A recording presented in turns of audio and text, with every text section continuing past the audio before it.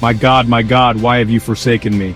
These words, echoing with raw anguish, open Psalm 22. The psalmist, pouring out his heart, feels utterly abandoned by God.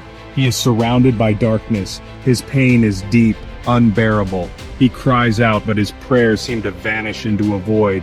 He feels like God is distant, unhearing, absent. The weight of his suffering is crushing. Where, he wonders, is the God who promised to never leave him nor forsake him? This feeling of abandonment resonates deeply with the human experience. We all face times when God seems far away, moments when our prayers feel unanswered, seasons when darkness surrounds us. In these times, the words of Psalm 22 offer solace.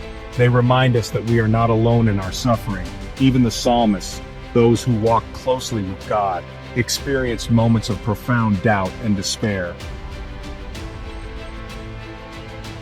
Yet even in the depths of despair, a glimmer of hope emerges. The psalmist, amidst his cries of anguish, remembers God's faithfulness. He recalls God's past deliverances. He remembers how God rescued his ancestors from slavery in Egypt, how he parted the Red Sea. He remembers how God has always been a shield and a fortress for his people. This shift from despair to remembrance is crucial. It marks a turning point in the psalm. The psalmist, by recalling God's past faithfulness, begins to find strength and hope for the present. He reminds himself that God is not a God who abandons his people. He is a God who delivers, who saves, who remains faithful, even when his people are faithless. Centuries after Psalm 22 was written, its words found a chilling echo on a hill called Calvary. As Jesus hung on the cross bearing the weight of the world's sin, he cried out, my God, why have you forsaken me?" These words, spoken in the depths of Jesus' agony, were not words of despair, but words of prophecy. Jesus, the Son of God, was fulfilling the very words of Psalm 22, taking upon himself the suffering and abandonment that the psalm so vividly portrays.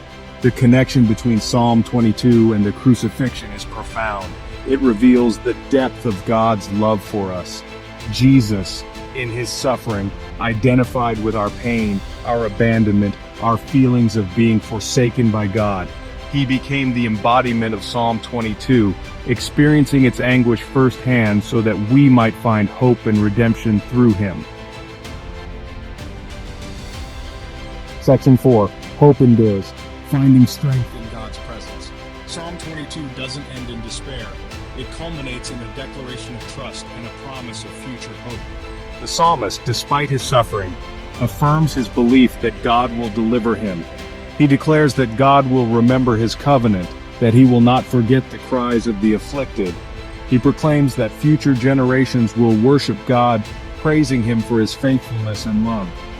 This message of hope resonates powerfully with us today. It reminds us that even in our darkest moments, even when we feel abandoned and alone, God is with us. He has not forgotten us. He hears our cries. He is working for our good, even when we cannot see it. Section 5, a promise for today, trusting in God's unfailing love. Psalm 22 offers us more than just a glimpse into the psalmist's heart. It offers us a promise that God is with us in our suffering, a promise that he will never leave us nor forsake us, a promise that he is working all things together for our good. This promise is for you today. No matter what you are facing, no matter how dark the night may seem, know that God is with you. He sees your tears. He hears your cries. He will never leave you nor forsake you. Cling to his promises. Trust in his unfailing love. For even in the valley of the shadow of death, he is with you, and he will bring you through to the other.